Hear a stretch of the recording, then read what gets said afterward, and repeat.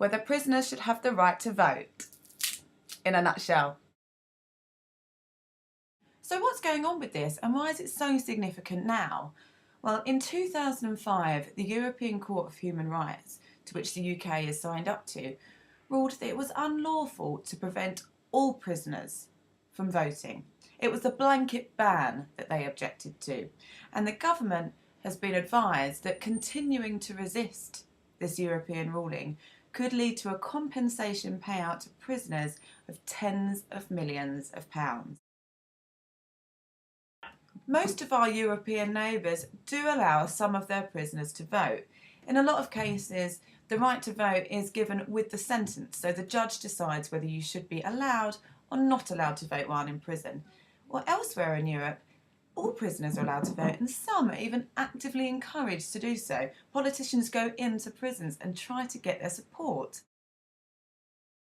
Well, the Republic of Ireland, our closest neighbour, lifted their ban in 2006, and now they allow every single one of their prisoners to vote. So what are the arguments for and against? Well, some people think that you do the crime, you do the time, and that if you're found guilty of a crime and sentenced to prison, that you should lose all of your rights. Whereas other people think that the right to vote is universal in a civilised society, no matter what somebody has done. But part of the reason that this issue has caught the imagination of the public and politicians is because it's not just about prisoners' right to vote. Some people feel that these big decisions are being taken away from us.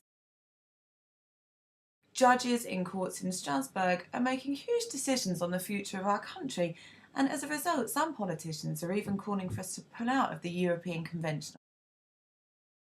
It gives the final right of appeal for those who feel like their human rights have been infringed.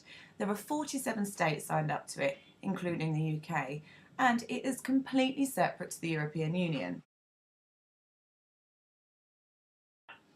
But at any rate, the government is stuck between a rock and a very hard place. If they resist the ruling and continue to deny prisoners the right to vote, they'll have to pay out millions of pounds in taxpayers' money.